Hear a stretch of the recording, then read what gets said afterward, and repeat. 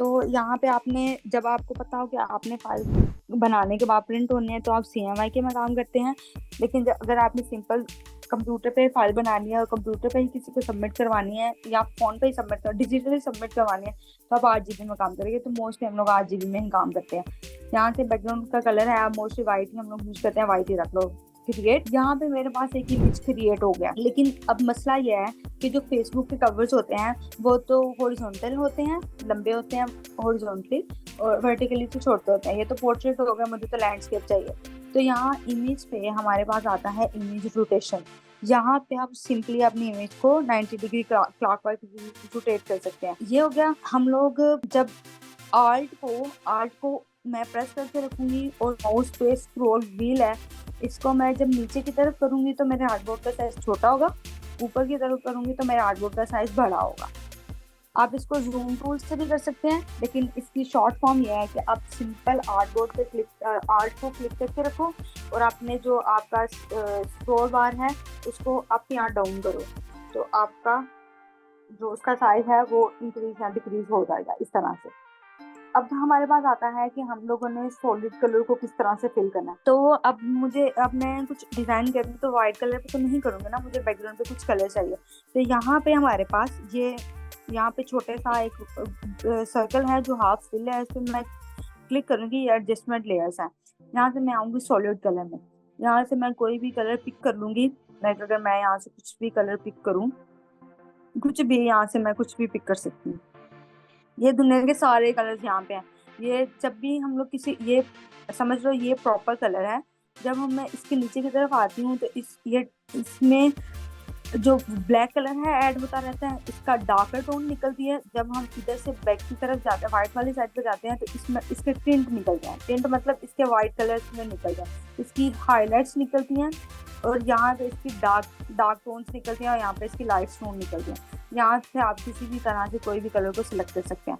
Like अगर मैं simple यहाँ पे थोड़ा ये कलर सिलेक्ट करूँ, मोस्टली जब आप लोगों ने काम करना है आपने कोशिश करनी है कि अगर आपके पास कोई इमेज या कोई प्रोडक्ट है तो आप उसके अंदर से कलर को पिक करो। खुद से किसी कलर को पिक मत करो, क्योंकि वो बड़े अजीब से, हम लोग खुद से कोई कलर पिक करते हैं ना तो हम स्टैटिक चीज पे एक प्रॉपर किसी एज पे या किसी कॉर्नर पे निकल जाते। तो मैंने यहाँ किया, मैं एक एज पे चली गई।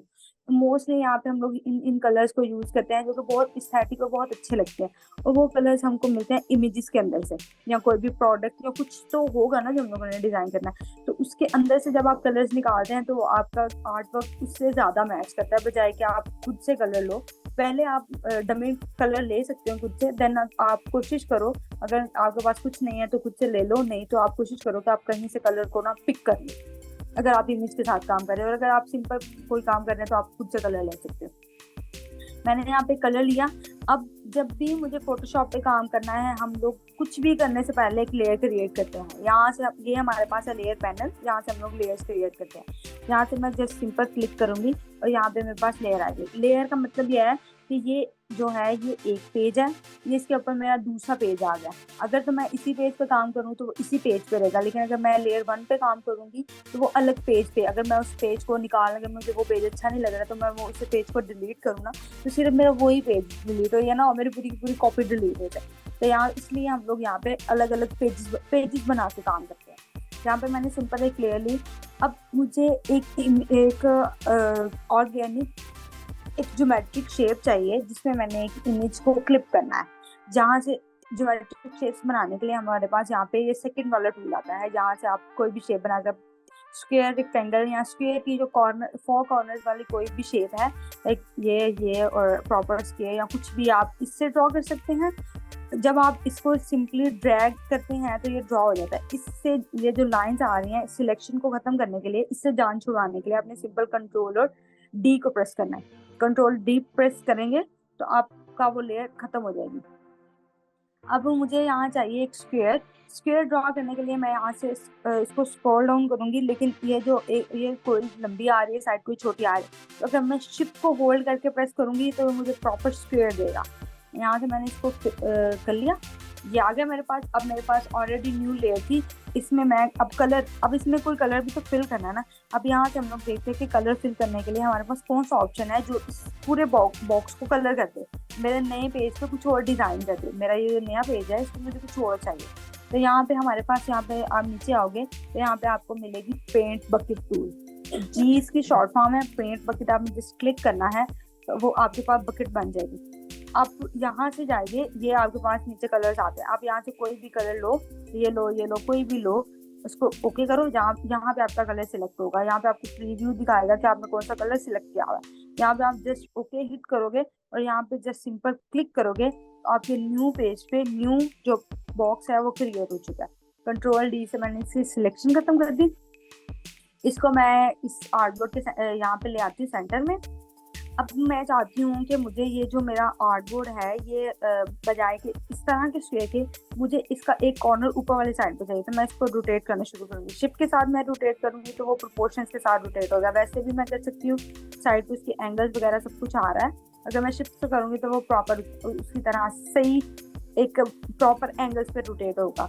अब मैं इसका साइज थोड़ा छोटा कर लेती हूँ क्योंकि मुझे यहाँ पे ब्लीड वैल्यू देनी है। अब मैं चाहती हूँ मेरी ये जो इमेज है वो सिलेक्ट हो जाए। मैं इसको छोटा बड़ा करना चाह रही हूँ लेकिन मेरे पास तो कुछ भी नहीं है छोटा बड़ा करने के लिए। तो यहाँ पे हम लोग इस ऑप्शन है शो ट्रांसफॉर्म कंट्रोल, यहाँ पे आपने सिंपल क्लिक करना है। अब आप जिस भी लेयर पे आओगे इसकी ट्रांसफॉर्म आपको मिल जाएगी। आपने सिंपल यहाँ से नीचे करना है तो इसका साइज छोटा हो जाएगा।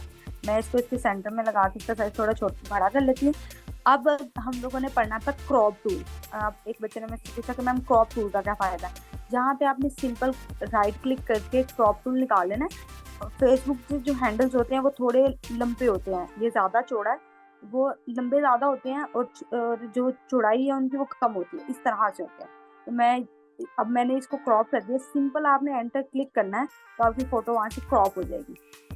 तो यहाँ पे मैं सिंपल इसको फिर से सेंटर अलाइन करके इसका साइज थोड़ा सा इंक्रीज कर देती हूँ। यहाँ पे अब मुझे यहाँ पे एक टेक्स्ट अब मुझे यहाँ पे एक इमेज चाहिए। यहाँ पे मैं आपको बताती हूँ कि स्मार्ट ऑब्जेक्ट क्या होता है। अब मैं ये इमेज है यहाँ पे, मगर मैं इसको डुप्लीकेट कर लूँ, यहाँ पे मैं इसको यहाँ पे राइट क्लिक करके हम लोग स्मार्ट ऑब्जेक्ट में कन्वर्ट, ये इमेज है इसमें राइट क्लिक करूंगी तो मेरे पास एक पूरा पैनल आ जाएगा। इस पैनल पे यहाँ पे आता है कन्वर्ट टू स्मार्ट ऑब्जेक्ट। मैंने यहाँ पे क्लिक किया, स्मार्ट ऑब्जेक्ट तो हो गया। अब जरा देख लीजिए इन दोनों इमेजेस के साथ क्या होता है। इन दोनों का मैं स्केल डाउन स्केल अप ये कर रही हूँ। अब देखिएगा कि इन दोनों इमेजेस के साथ क्या हुआ। इनकी रेजोल्यूशन अच्छी थी क्योंकि मैंने अच्छी रेजोल्यूशन वाली इमेजेस ली थी, तो इसलिए बहुत ज़्यादा फर्क नहीं पड़ा। वरना जब आप कोई छोटी इमेज लेते हैं तो उसकी रेजोल्यूशन पे, जब आपने किसी एक इमेज को छोटा करना होता है तो आप सिंपल यहाँ कंट्रोल दी। अब मुझे इसका थोड़ा एरिया यहाँ से कट करना है तो यहाँ पे मैं प्रेस करके सिंपल डिलीट पे प्रेस करूंगी तो वो एरिया डिलीट हो जाएगा। जहाँ पे मैं सिलेक्शन बनाऊंगी वो एरिया मेरा डिलीट हो जाएगा। सिलेक्शन बना के मैं डिलीट का बटन दबाऊंगी तो वो एरिया सारा डिलीट हो जाएगा। यहाँ से कुछ और डिलीट करती हूँ यहाँ से, ताकि हम लोग इस दोनों की रेजोल्यूशन को देख सकें। तो यहाँ पे इनकी रेजोल्यूशन पे ज्यादा फर्क नहीं पड़ा क्योंकि इमेज का साइज बड़ा था। अगर इमेज का साइज छोटा होता तो इन दोनों के रेजोल्यूशन में बहुत ज्यादा डिफरेंस आ जाना। तो यहाँ पे जब भी आपने किसी इमेज को कॉपी करना है तो आपने उसको स्मार्ट ऑब्जेक्ट करना है, राइट क्लिक करना है, convert to smart object just. अब यहाँ पे आते हैं मेन ट्रिक आती है, इस इमेज को हम लोगों ने कन्वर्ट करना है इस ब्लॉक में। तो वो किस तरह से करेंगे। यहाँ पे आपने सिंपल इस इमेज पे अगेन से राइट क्लिक किया, जहाँ पे आपको एक ऑप्शन मिलेगा क्रिएट क्लिपिंग मास्क, ये वाला। सिंपल आपने इसके ऊपर क्लिक करना है तो वो इमेज उसके अंदर क्लिप हो जाएगी। इसको मैं अपनी शेप के अकॉर्डिंग छोटा बड़ा कर लेती हूँ, जैसे जैसे मुझे चाहिए, जो जो मुझे चाहिए उसी हिसाब से मैं इसकी साइज को एडजस्ट कर लेती हूँ। अभी ये देखो ये बर्गर कट गया है। अगर मैं चाहती तो मैं इसका इतना सा इमेज लेके साइडों पे चीज़ें ऐड कर लेती, लेकिन आप लोगों को भी समझ नहीं आएगा। उस चीज़ को हम लोग दोबारा से फिर से पढ़ेंगे, फिर से नहीं मतलब दोबारा से पढ़ेंगे। उसमें हम लोग हीलिंग टूल्स को पढ़ेंगे और कंटेंट अवेयर को पढ़ेंगे, किस तरह से कोई कंटेंट अगर गायब है तो हम उसको खुद से ऐड कर सकते हैं। तो यहाँ मैं अभी फिलहाल इसका साइज बढ़ा ही रखती हूँ, मैं चीज़ों को कॉम्प्लिकेटेड नहीं करती। यहाँ पे हम सिर्फ कुछ टेक्निक्स ही पढ़ेंगे। ओके, अब ये मैंने बर्गर को इस तरह से ऐड कर लिया। मैं चाहती हूँ कि ये मेरा बैकग्राउंड है इसके कलर इस बर्गर के अंदर से ही कहीं से अगर मुझे मिल जाए, तो ये देखो यहाँ पे मुझे बहुत अच्छा कलर मिला था। अभी ये बीच कौन सा कलर मिला था, ओके ये यहाँ पे मेरी सारी बर्गर भी बहुत प्रोमिनेंट होगा और इसकी सारी चीजें भी बहुत प्रोमिनेंट से नजर आएंगी। यहाँ पे हम लोगों ने लेयर्स के शेडो लेना भी सीखे थे, वो मैं अभी किसी भी चीज को कॉम्प्लीट नहीं करी, जस्ट हम लोग सिर्फ 3 लेयर्स हम लोगों ने क्रिएट किए अभी तक। अब हम लोग फर्दर एक लेयर पे आते हैं जिसपे हम यहाँ पे लिखते हैं टेक्स्ट को। यहाँ पे मैं लेती हूँ टेक्स्ट। अब मुझे बताओ क्या लिखूं। तो यहाँ पे मैं कंट्रोल V कर लेती हूँ। यहाँ पे मैं यहाँ से अब ये हो गया, मैंने यहाँ पे लिखा है टेक्स्ट। यहाँ पे सिंपल मैं इसको ड्रैग करके इसका साइज इंक्रीज कर दूंगी।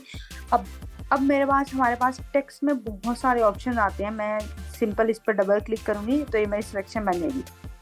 तो यहाँ पे आपके पास ये वाला पैनल आएगा, यहाँ पे आपने सिंपल क्लिक करना है और यहाँ पे आपको आता है कि आपने कौन सा फॉन्ट लेना है। फॉन्ट आपको मैं इंस्टॉल करना सिखाऊंगी कि हम लोगों ने फॉन्ट्स किस तरह से इंस्टॉल करने हैं, तो वो भी मैं आपको बताऊंगी किस तरह से करने हैं। अभी के लिए आप ये देखो कि यहाँ पे आपने सिंपल स्क्रॉल डाउन करना है। आगे बहुत से फॉन्ट्स होंगे, कुछ वैसे ही इसके अंदर होते हैं, कुछ आपने खुद से इंस्टॉल किए होते हैं। तो वो यहाँ पे मुझे ये फॉन्ट अच्छा लग रहा है टेक्स्ट के लिए, तो यहाँ पे मैंने ये लिख दिया। और ये यहाँ से इसका बर्गर का साइज भी बड़ा कर लेते हैं और जिंगर का साइज भी बड़ा कर लेते हैं, क्योंकि हेडिंग है तो थोड़ी प्रोमिनेंट हो जाए।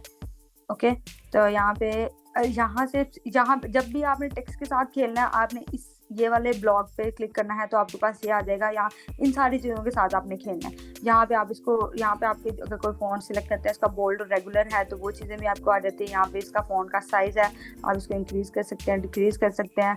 और ये सारी चीज़ें भी कॉम्प्लिकेटेड नहीं करती। आप अभी के लिए सिर्फ ये 2 चीज़ें कि आप यहाँ से फ़ॉन्ट सेलेक्ट करते हैं और यहाँ से इसका साइज डिक्रीज़ या इंक्रीज़ करते हैं। ओके, ये हो गया। अब मैं यहाँ पे लिखती हूँ जिंगर बर्गर के नीचे हम लोग कुछ और डिटेल इसके ऐड कर लेते हैं। लाइक अगर दुकान का एड्रेस या डील ऐड कर लेते हैं, लाइक 1 बर्गर,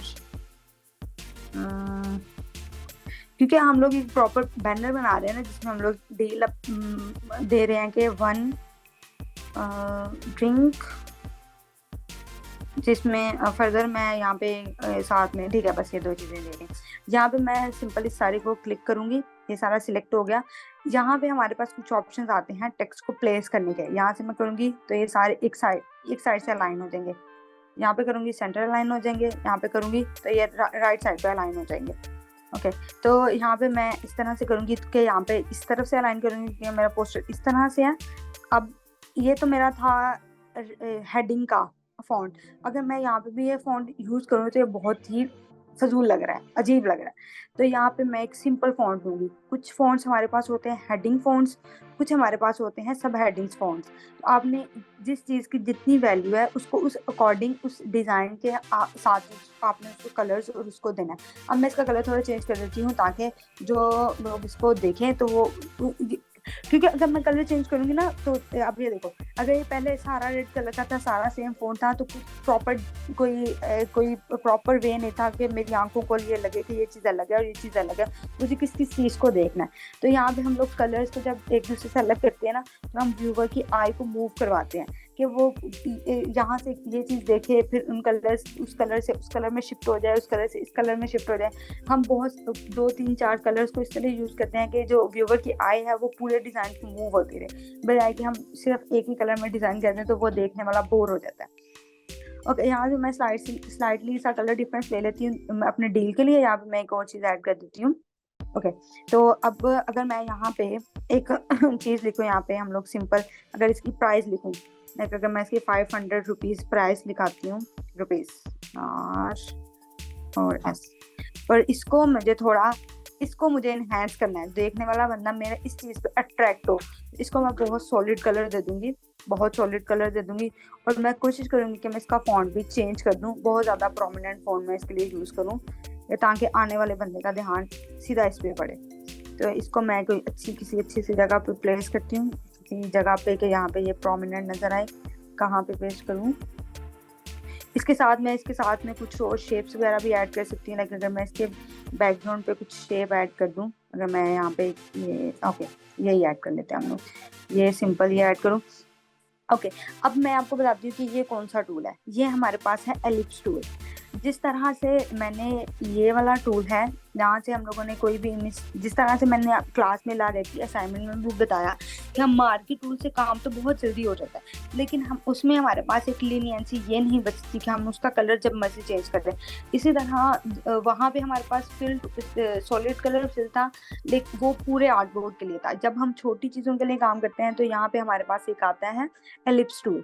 यहाँ पे आप लोग एक चीज आती है जिसमें आपने यहाँ पे आपके पास आते हैं, इसमें स्ट्रोक आता है और इसका फिल आता है। स्ट्रोक होता है आउटलाइन, किसी भी चीज की आउटलाइन को हम लोग स्ट्रोक कहते हैं डिजाइन की लैंग्वेज में, और जो चीज पूरी की पूरी फिल होती है वो उसका फिल कलर होता है। तो यहाँ पे मैं इसका फिल ऑफ कर देती हूँ, यहाँ पे सिंपल इसका फिल ऑफ करके हम जो इसकी आउटलाइन है उसको इसी के वाला ही कलर दे के यहाँ से मैं इसी के वाला कलर उठाती हूँ और इसको यहाँ पे मैं स्ट्रोक दे देती हूँ, ताकि जो मेरी चीज़ है वो एक प्रोमिनेंट सा उसके ऊपर। यहाँ से मैं इस लेयर को लॉक कर दूंगी, इन दोनों लेयर्स को मैं पकड़ूंगी, ये जो ये और ये, इनको सेंटर अलाइन कर दूंगी। अभी आप लोग ना भी समझो तो खैर है, इसका साइज थोड़ा और छोटा कर लेती हूँ क्योंकि ज़्यादा ही बड़ा है।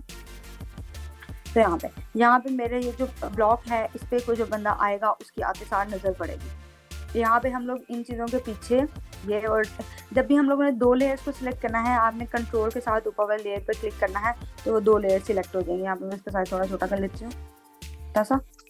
ओके, हम लोग एक सिंपल वे यूज करते हैं जो मैंने आप लोगों को पढ़ाया था। यहाँ पे हम सिंपल एलिप्स टूल पे जाएंगे। यहाँ पे मैं शिफ्ट के साथ एक एलिप्स ड्रॉ कर रही हूँ।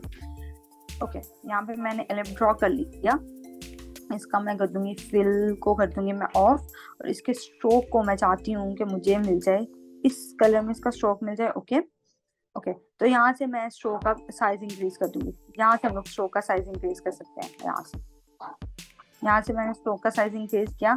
अब ये बैकग्राउंड एलिमेंट है तो मैं इसको प्लेस कर दूंगी। यहाँ पे हम लोग सिंपल लेयर के ऊपर क्लिक करके हम उसको जहाँ मर्जी जिसके मर्जी ऊपर नीचे पेस्ट कर सकते हैं। इसके नीचे पेस्ट कर दूंगी और मैं इसको थोड़ा यहाँ पे ले जाती हूँ। यहाँ पे इसका साइज मैं थोड़ा इंक्रीज कर लेती हूँ, और शिफ्ट जब भी आप, अब ये देखो, अब मैं शिफ्ट के बगैर कर रही हूँ। अब कुछ जो हम लोगों की लेयर्स हैं वो शिफ्ट के साथ प्रोपोर्शनली बड़ी होती हैं, और कुछ लेयर्स हैं वो शिफ्ट के बगैर प्रोपोर्शनली बड़ी होती हैं। तो इन चीज़ों का आपने ध्यान रखना है कि क्या चीज़ शिफ्ट के साथ जा रही है और क्या चीज़ शिफ्ट के बगैर जा रही है। तो यहाँ पे अब यहाँ पे जो मेरी इमेज है इसका बहुत ज़्यादा नज़र आ रही है।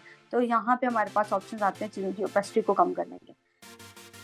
ये मेरा बैकग्राउंड एलिमेंट है तो यहाँ पे मैं इसकी ओपेसिटी को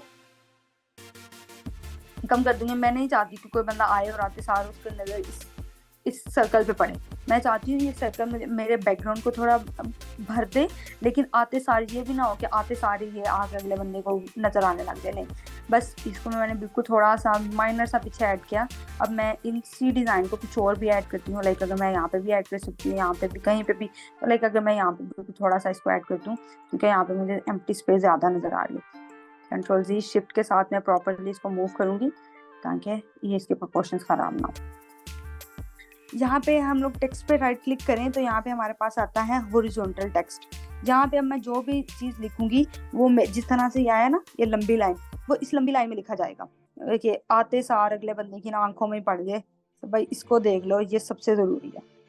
मैं चाहती हूँ कोई बंदा आए आते सार इसको देख ले, कोई को कुछ नजर ना आए, नाम भी नजर ना आए, लेकिन उसको वो डील मेरी नजर आ रही है। यहाँ से मैं अपने डील को इस पूरे टेक्स्ट पे फैला देती हूँ, इस पूरे टेक्स्ट के अकॉर्डिंग। ओके, यहाँ पे मैंने एक बहुत ही प्रोमिनेंट कलर को यूज़ किया। बाकी सारे मैंने स्थेटिक कलर्स यूज़ किए थे, लेकिन इसको मैंने बहुत ही प्रोमिनेंट यूज़ किया है। मैं चाहती हूँ कोई बंदा आए आते सारे इसको देख ले। यहाँ पे अगर मैं ये वाला कलर यूज़ करें, यहाँ पे हमारे पास इसको कैपिटल मोम के यूज़ कर लेते हैं। यहाँ पे कुछ सॉफ्टवेयर